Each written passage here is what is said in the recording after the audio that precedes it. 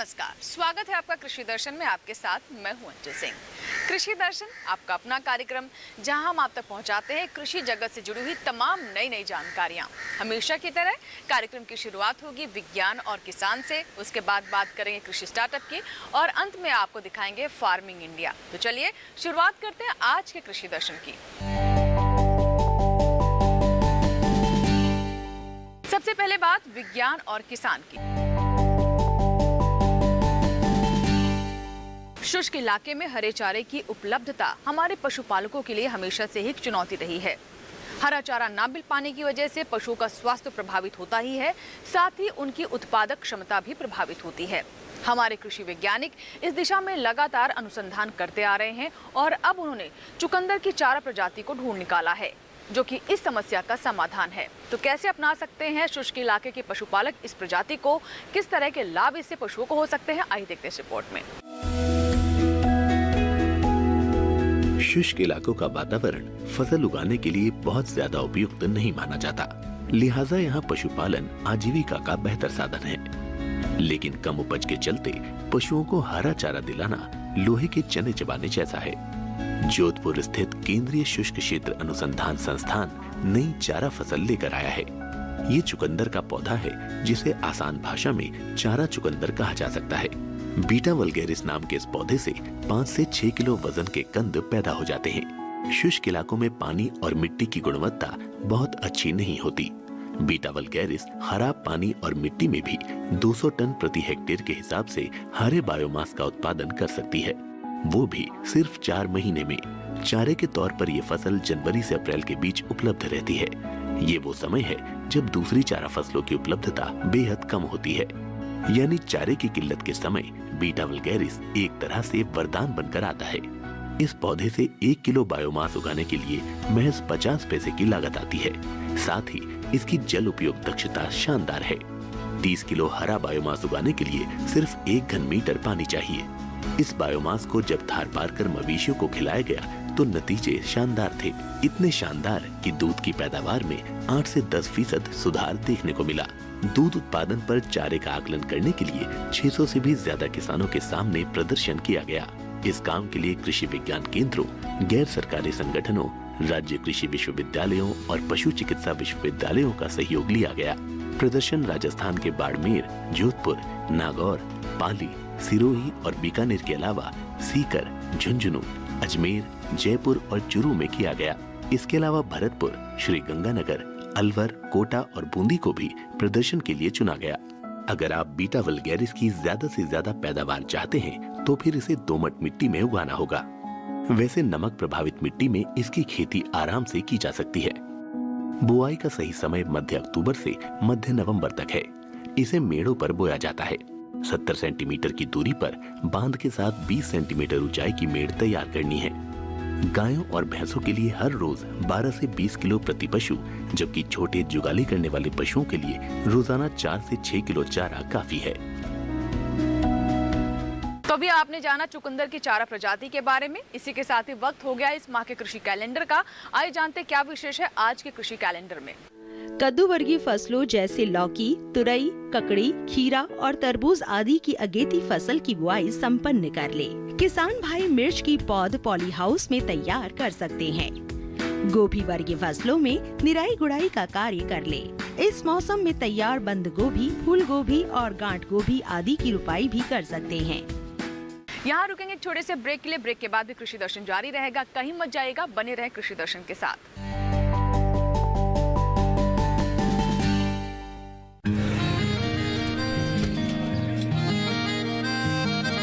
क्या बात है भाई, आजकल तो काफी खुश नजर आ रहे हो। क्यों ना हूँ, अब मैं ऑर्गेनिक खेती जो कर रहा हूँ ये पूरा प्राकृतिक है, ऑर्गेनिक है। इसमें हमारे खेत, हमारी फसल और हमारी जेब सब फायदे में होते हैं और इसमें लागत भी कम है। जी हाँ, आप भी ऑर्गेनिक खाद का प्रयोग करें, अपनी फसल और मिट्टी को तंदुरुस्त बनाएं और आपकी आमदनी में इजाफा करें। अधिक जानकारी के लिए किसान call centre toll free number 1800-180-1551 पर कॉल करें और लॉग ऑन करें kisan.gov.in और farmer.gov.in। कृषि और किसान कल्याण मंत्रालय द्वारा किसान हित में जारी।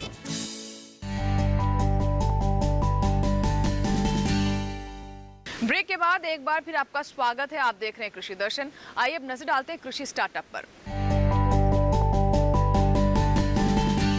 कृषि स्टार्टअप में आज हम आपकी मुलाकात करवाएंगे कामयाब महिला किसान राहीबाई सोमा पोपेरे से, जिन्हें पद्मश्री सम्मान दिया गया है।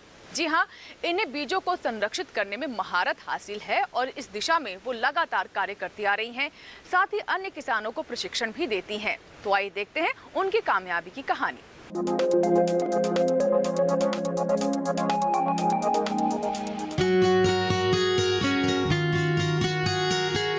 बीज माता के नाम से मशहूर महाराष्ट्र की राहीबाई सोमा पोपेरे को देसी बीजों के संरक्षण के लिए पद्मश्री मिल रहा है। जिला कुंभालने के अंबेडकर नगर की रहने वाली राहीबाई ने अपने कच्चे घर में बीज बैंक बना रखा है। उनके पास दाल, मोटे अनाज और तिलहन के पुराने देसी बीजों के भंडार हैं। वो संस्थाओं की मदद से इसे किसानों को देती है। कुंभालने जिले की गिनती महाराष्ट्र के अति पिछड़े जिलों में होती है। राहीबाई यहाँ के किसानों को बिना किसी रसायन के प्रयोग की खेती सिखाती हैं और उन्हें पुराने बीजों से होने वाले फायदों के बारे में बताती हैं। उनका मानना है कि देसी बीजों से ही किसानों का भला हो सकता है, क्योंकि इसके लिए बस हवा और पानी की जरूरत होती है। वो अभी 35,000 किसानों के साथ काम करती हैं और इनके सहेजे गए बीजों में 32 फसलों की खेती हो रही है। समाचार एजेंसी पीटीआई से बातचीत में उन्होंने बताया कि 20 साल पहले जब उन्होंने पुराने बीजों को सहेजना शुरू किया था, तब उनके घरवाले उनके ऊपर हंस रहे थे, लेकिन उन्होंने घर में मना कर दिया था कि बाजारों में मिलने वाले हाइब्रिड बीज से वो खेती नहीं करेंगे और न ही उस फसल को खाएंगे।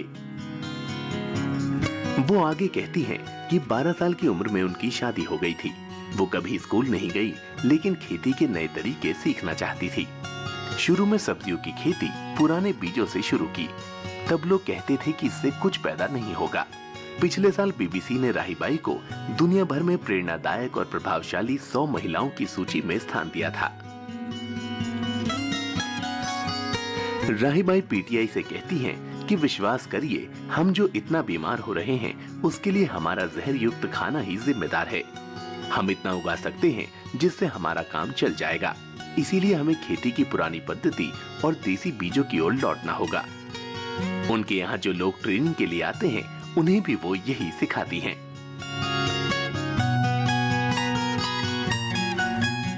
और अब बात करते हैं किसानों के सवाल और विशेषज्ञ के जवाब की।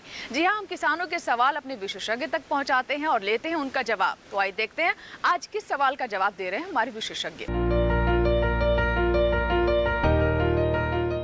प्रश्न लेते हैं घनश्याम जी का, जो कि मध्य प्रदेश से पूछ रहे हैं।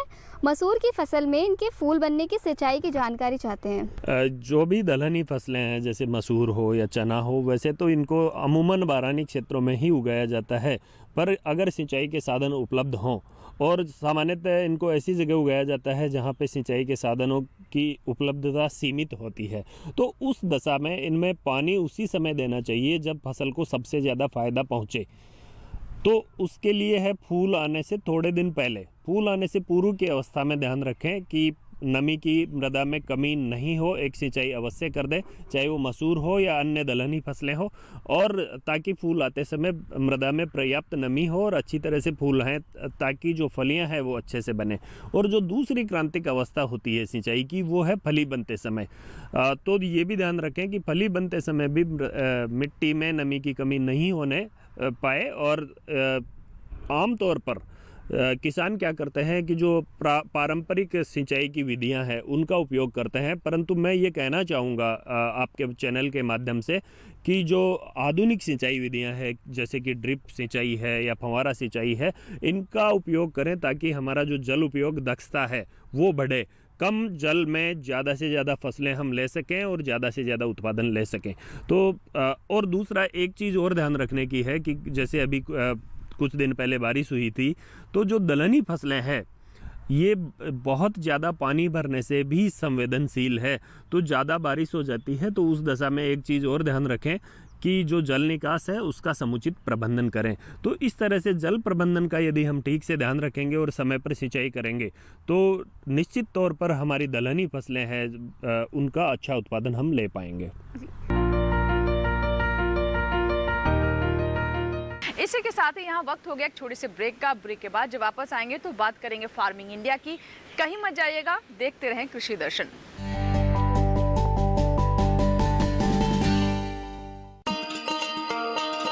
किसान भाइयों गांठ बांध लो, गांठ बांध लो, बात बहुत है काम की, समृद्धि के पैगाम की। मिट्टी के मिजाज को समझो, मिट्टी के हर राज को समझो, मिट्टी की तुम जांच कराओ, मुफ्त सॉइल हेल्थ कार्ड ले जाओ। कभी मुनासिब बीज लगाओ, सही किस्म की खाद ले आओ, जितनी जरूरी उतनी डालो, सही मात्रा खुद पहचानो, इसको अपना मंत्र बना लो, मिट्टी की सेहत तो जानो। बात बहुत है काम की, कम लागत अधिक वरदान की। किसान भाइयों गांठ बांध लो, आज ही मिट्टी की जांच कराएं। राज्य सरकार के कृषि अधिकारी से संपर्क करें और मुफ्त में सॉइल हेल्थ कार्ड पाएं। कृषि और किसान कल्याण मंत्रालय द्वारा किसान हित में जारी।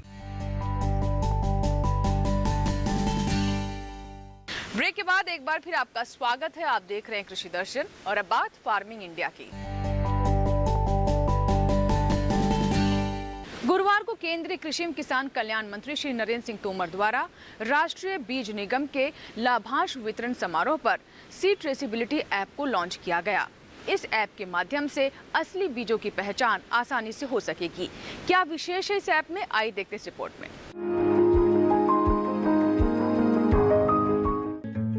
केंद्रीय कृषि एवं किसान कल्याण, ग्रामीण विकास, पंचायत राज तथा खाद्य प्रसंस्करण उद्योग मंत्री श्री नरेंद्र सिंह तोमर ने गुरुवार को राष्ट्रीय बीज निगम द्वारा लाभांश वितरण के अवसर पर seed traceability mobile app launch किया। इस ऐप के माध्यम से असली बीजों की जानकारी मिलेगी और किसान धोखाधड़ी से बच सकेंगे। कार्यक्रम में श्री तोमर ने गुण नियंत्रण एवं डीएनए प्रयोगशाला का शुभारंभ भी किया। इस अवसर पर उन्होंने कहा कि खेती के क्षेत्र में बीज की बड़ी महत्ता है। ऐसे में बीज के क्षेत्र में काम करने वालों की बहुत अहम जवाबदेही होती है। पूसा स्थित राष्ट्रीय बीज निगम के मुख्यालय में आयोजित समारोह में अध्यक्ष सह प्रबंध निदेशक श्री विनोद कुमार गौड़ ने भारत सरकार के लिए लगभग 9 करोड़ रुपए के लाभांश का चेक श्री तोमर को सौंपा। कार्यक्रम में श्री तोमर ने श्री शंकरन द्वारा संपादित book NSC journey in the service of farmers नामक बुक का विमोचन किया। इसमें NSC की स्थापना से लेकर अब तक की प्रमुख उपलब्धियों को संजोया गया है। श्री तोमर ने कहा कि व्यक्ति हो या संस्थान, दोनों के सफर के स्मरण को संजोना बहुत ही सुखद होता है। राष्ट्रीय बीज निगम जो बीजों का उत्पादन कर रहा है और जिस भाव पर किसान को उपलब्ध करा रहा है, यह निश्चित रूप से वर्तमान परिवेश में बड़ा कठिन काम है, क्योंकि हम निजी क्षेत्र की बीज कंपनियों के रेट और राष्ट्रीय बीज निगम के रेट को देखेंगे तो जमीन और आसमान का अंतर है। और इतने कम पैसे में बीज की उपलब्धता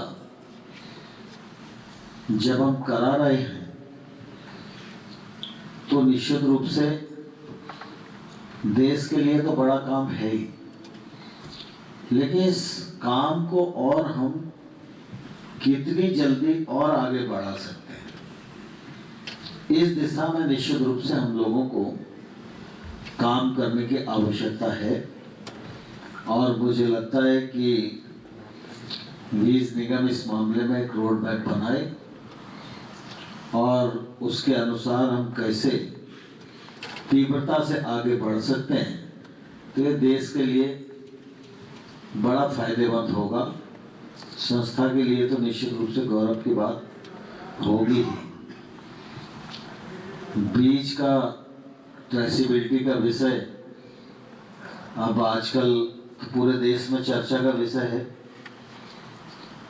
मंत्रालय भी इस दिशा में विचार कर ही रहा है, लेकिन आप लोगों ने आगे बढ़ के ये जो ऐप का निर्माण किया है, यह निश्चित रूप से आने वाले कल में इस क्षेत्र में मील का पत्थर साबित होगा। कृषि राज्य मंत्री श्री कैलाश चौधरी ने कहा कि खाद्यान्न की आत्मनिर्भरता में किसानों व वैज्ञानिकों के साथ ही एनएससी का भी बड़ा योगदान है। उन्होंने कहा कि नए लैब व ऐप से किसानों को काफी लाभ होगा। एनएससी ने हमारे गुणवत्ता युक्त बीज का उत्पादन करके और किसान तक पहुंचाने का जो कार्य किया, उसकी वजह से आज किसान अपने उत्पादन को अधिकता के अंदर या उसको बोने के अंदर सक्षम हुआ, क्योंकि एनएससी के द्वारा निरंतर ये प्रयास किया जाता रहा है कि वह किसानों के खेत के अंदर भी जाकर उनको भी बीज देकर वहाँ पर तैयार करवाता है। साथ ही नेशनल सीड कॉरपोरेशन के स्वयं के भी अपने फार्म हैं और वहाँ पर भी ये तैयारी की जाती है और निश्चित रूप से वहाँ पर नई टेक्नोलॉजी के साथ भी मैं भी जाके आया, कई ऐसे जो खेत है जहाँ पर जाकर वहाँ पर देखा तो वास्तव में जिस तरह से काम किया जा रहा है और किसान और वहाँ पर अधिकारी और जो हमारे सभी वहाँ पर लगकर जिस तरह से काम कर रहे हैं और नई बीजों की जो वैरायटी है उनको भी वहाँ पर बोकर और उसके बाद में किसान तक पहुँचाने का काम निरंतर किया जा रहा है। और आज जो हमारे माननीय मंत्री जी के द्वारा जो प्रयोगशाला का गुणवत्ता नियंत्रण एवं डीएनए प्रयोगशाला का जो शुभारंभ किया गया है और देश को समर्पित की गई है, इसका भी निश्चित रूप से आने वाले समय के अंदर इस संस्था को और आने वाले समय में देश के किसान को इसका लाभ मिलेगा। और साथ ही मैं ये भी कहूँ कि जो आज सीड ट्रेसिबिलिटी कार्ड का जो ऐप लॉन्च किया है, ये लॉन्च जो ऐप किया गया है, निश्चित रूप से मैं कह सकता हूं कि आने वाले समय के अंदर किसान को सबसे ज्यादा फायदा देने वाला है, क्योंकि किसान के साथ में ये हमेशा कई बार हम देखते हैं कि उसके साथ में धोखा होता है। किसान जब बीज उसके पास में ये कोई गारंटी नहीं होती है क्योंकि आज नेशनल सीड कॉरपोरेशन का बीज है या नहीं है। कई ऐसी कंपनियां हैं या ऐसे कई जगह पर जहां पर उस अपन देखते हैं कि बीज की वहां पर किसान के साथ में धोखा होता है और उसके ऊपर नाम तो लिखा जाता है कि ये नेशनल सीड कॉरपोरेशन का बीज है, लेकिन उसके बावजूद भी उसको इस बात की गारंटी नहीं होती कि ये बीज वास्तव में गुणवत्ता वाला है या नहीं है। आज इस ऐप के लॉन्च होने के बाद देश के किसान को इस बात को, जब वो इस ऐप को डाउनलोड करने के बाद जब उस दुकान के ऊपर या जहां भी वो जाएगा और अगर वो उसके वहां पर जैसा अभी पहले के प्रेजेंटेशन के अंदर भी बताया, तो किसान को ये पता चल जाएगा कि ये वास्तव में बीज ओरिजिनल है या ये बीज डुप्लीकेट है। तो ये बहुत बड़ा काम आज जो आप एनएससी ने किया है, इसके लिए मैं आपको बहुत बहुत बधाई देना चाहता हूँ। प्रारंभ में सीएमडी ने एनएससी की गतिविधियां व उपलब्धियां बताई। एनएससी ने विभिन्न कदम उठाकर दुर्गम व दूरस्थ क्षेत्रों के किसानों को अनाजों, दलहन तिलहन, चारा, सब्जी बीज आदि की सभी महत्वपूर्ण फसलों के गुणवत्ता बीजों की पर्याप्त मात्रा उपलब्ध कराने के सरकार के उद्देश्य को पूरा किया व गुणवत्तापूर्ण बीजों के भरोसेमंद आपूर्तिकर्ता के रूप में अपनी प्रतिष्ठा को कायम किया। कार्यक्रम को आगे बढ़ाते हैं और आइए अब नजर डालते हैं कृषि क्षेत्र में होने वाली हलचलों पर। कृषि भवन नई दिल्ली में बुधवार को केंद्रीय कृषि मंत्री नरेंद्र सिंह तोमर की अध्यक्षता में भारतीय कृषि अनुसंधान परिषद की 92वीं वार्षिक आम बैठक संपन्न हुई।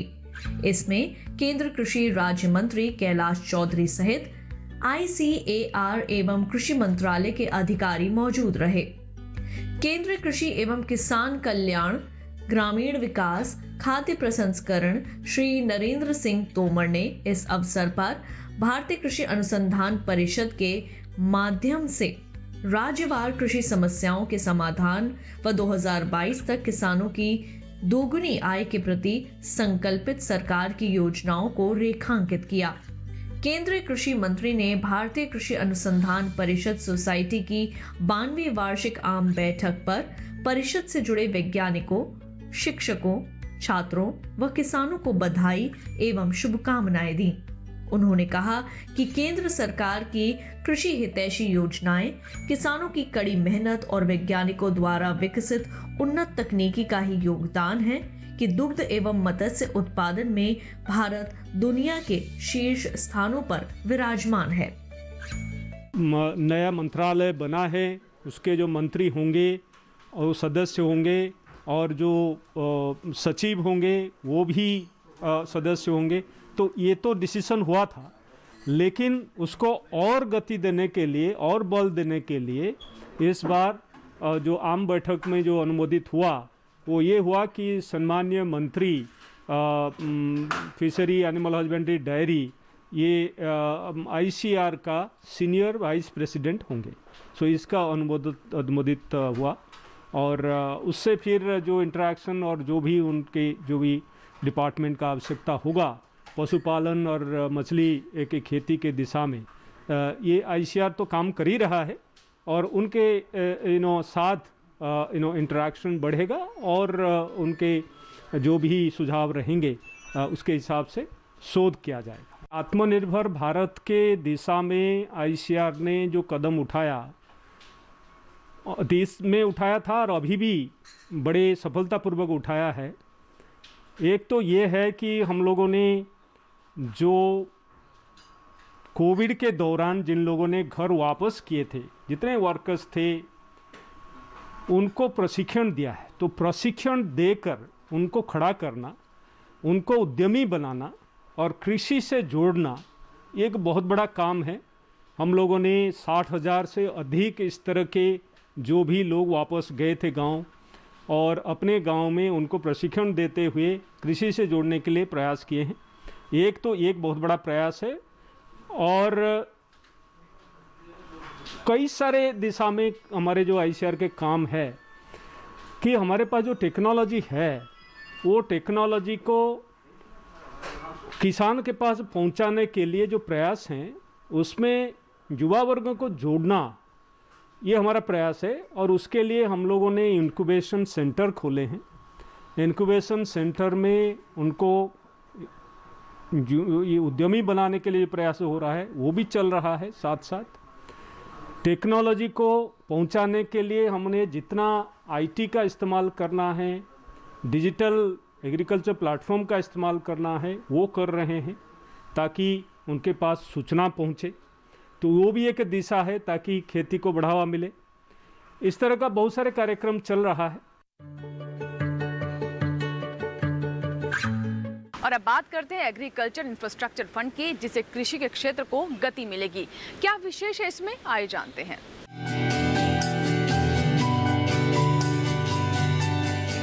कृषि क्षेत्र के लिए अवसंरचना यानी बुनियादी ढांचा बहुत ही महत्वपूर्ण है। आंकड़े बताते हैं 15 से 20% उपज खरीदार तक पहुंचने से पहले ही बर्बाद हो जाती है। बर्बादी के बड़े कारणों में भंडारण की सही व्यवस्था का अभाव और प्रसंस्करण इकाइयों की कमी है। कृषि अवसंरचना जितनी मजबूत होगी, बर्बादी उतनी ही कम होगी। 1 लाख करोड़ की धनराशि ग्रामीण क्षेत्रों में भंडार गृहों, शीत गृहों, पैक हाउस के निर्माण और उनके विकास के अलावा बाजार व्यवस्था को दुरुस्त करने पर खर्च होगी। इसके साथ साथ प्रसंस्करण इकाइयां, निजी उद्यम, किसान उत्पादक संगठन और प्राथमिक कृषि ऋण समितियां, विपणन सहकारी समितियां भी इसका लाभ ले सकती हैं। साथ ही संयुक्त देयता समूह, बहुउद्देशीय सहकारी समितियां, कृषि उद्यमी, स्टार्टअप और संग्रहित अवसंरचना प्रदाता भी इसके हकदार होंगे। केंद्रीय एजेंसियां, राज्य एजेंसियां या स्थानीय निकायों की ओर से प्रायोजित सार्वजनिक निजी भागीदारी परियोजनाएं भी इस योजना का हिस्सा बन सकती हैं। कृषि अवसंरचना कोष असल में मध्यम या लंबी अवधि के ऋण की सुविधा प्रदान करता है। खास बात यह है कि सभी तरह के ऋणों में हर साल 2 करोड़ रुपए की सीमा तक ब्याज में 3% की छूट दी जाएगी। ये छूट अधिकतम 7 साल के लिए होगी। इसके अलावा 2 करोड़ रुपए तक के ऋण के लिए क्रेडिट गारंटी कवरेज भी उपलब्ध होगा। पुनर्भुगतान के लिए ऋण स्थगन कम से कम 6 महीने और ज्यादा से ज्यादा 2 साल के लिए हो सकता है। विशेषज्ञों का कहना है कि खेती और कृषि प्रसंस्करण आधारित गतिविधियों के लिए औपचारिक ऋण सुविधा ग्रामीण इलाकों में रोजगार के कई अवसर उत्पन्न करेगी। इस भाग में हम आपको जानकारी देते हैं कृषि संबंधी तमाम नई मोबाइल ऐप्स के बारे में, ताकि हमारे किसान इन ऐप्स को अपने मोबाइल फोन में डाउनलोड कर सके और उनसे जानकारी प्राप्त कर सके। तो आइए जानते हैं आज हम आपको किस मोबाइल ऐप के बारे में बताने वाले हैं। कृषकों को उन्नत कृषि यंत्र ऑनलाइन उपलब्ध कराने के लिए फार्म्स ऐप एप्लीकेशन लॉन्च किया गया है। ये एप्लीकेशन भारत के सिर्फ 6 राज्यों में पायलट प्रोजेक्ट के तहत लॉन्च किया गया है, जिसमें मध्य प्रदेश भी शामिल है। इसका उद्देश्य कृषकों को उन्नत कृषि यंत्र ऑनलाइन उपलब्ध कराना है। जिले के समस्त कस्टम हायरिंग हितग्राही एवं हाईटेक कस्टम हायरिंग हितग्राही एवं वो कृषक जो कृषि उद्यम के क्षेत्र में जुड़े हैं, वे उन्नत कृषक जिनके पास में ट्रैक्टर आदि यंत्र उपलब्ध हैं, वे गूगल प्ले स्टोर पर जाकर इस एप्लीकेशन को डाउनलोड कर लाभ ले सकते हैं। गूगल प्ले स्टोर की डायरेक्ट लिंक नीचे दी गई है। किसान इस एप्लीकेशन पर अधिक से अधिक संख्या में जुड़कर अपना पंजीकरण कराकर लाभ ले सकते हैं। और अब आपको दिखाते हैं मौसम रिपोर्ट, यानी आने वाले 2 दिनों में कैसा रहेगा मौसम का हाल। रविवार को जम्मू कश्मीर और लद्दाख में कहीं कहीं बारिश का अंदेशा है। शनिवार को असम और मेघालय में इक्का दुक्का जगह बरसात के आसार हैं। इसके साथ ही शनिवार को अरुणाचल प्रदेश के कुछ हिस्सों में बारिश का अनुमान है। वहीं शनिवार को नागालैंड, मणिपुर, मिजोरम और त्रिपुरा में कहीं कहीं बारिश की संभावना है। शनिवार और रविवार को तमिलनाडु और पुदुचेरी में कहीं कहीं वर्षा संभव है। शनिवार और रविवार को केरल में इक्का दुक्का जगह बारिश का अनुमान है। 2 दिन अंडमान और निकोबार द्वीप समूह में कहीं कहीं बादल बरसेंगे। हमारे किसान अपनी उपज का सही भाव प्राप्त कर सके, इसके लिए बहुत जरूरी है कि मंडी भाव पर वो नजर रखें। तो आइए देखते हैं क्या कहता है मंडी भाव। जम्बूसर मंडी में मक्का का भाव 1700 रुपए प्रति क्विंटल रहा। राजकोट मंडी में भाव 1150 रुपए प्रति क्विंटल रहा। राजस्थान की मंडियों में गंगापुर सिटी मंडी में मक्का का भाव 1181 रुपए प्रति क्विंटल दर्ज किया गया। लालसोट मंडी में मक्का का भाव 1242 रुपए प्रति क्विंटल दर्ज किया गया। जोधपुर मंडी में 1550 रुपए प्रति क्विंटल रहा। उत्तर प्रदेश की मंडियों में मक्का का भाव आगरा मंडी में 1325 रुपए प्रति क्विंटल रहा। अलीगढ़ मंडी में 1280 रुपए प्रति क्विंटल रहा। हाथरस मंडी में 1315 रुपए प्रति क्विंटल दर्ज किया गया। आइए देखते हैं आज क्या खास है हमारे किसानों के लिए ट्विटर प्लेट में, जिसमें हम आपको कृषि संबंधी ट्वीट्स दिखाते हैं। आइए डालते हैं आज की ट्विटर प्लेट पर नजर।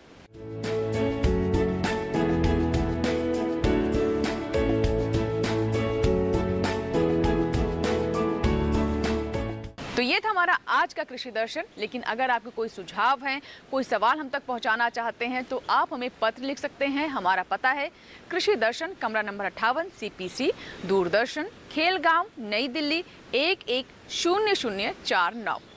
अगर आप चाहें तो हमें ईमेल भी कर सकते हैं। हमारा ईमेल पता है krishidarshan@gmail.com। कृषि दर्शन आपका अपना कार्यक्रम है। हमें आपकी ईमेल्स और पत्र का इंतजार रहेगा। इसी के साथ ही यहाँ लेंगे आपसे इजाजत, लेकिन कृषि दर्शन के नए अंक में नई जानकारियों के साथ फिर होगी आपसे मुलाकात। आप बने रहें दूरदर्शन किसान के साथ। नमस्कार।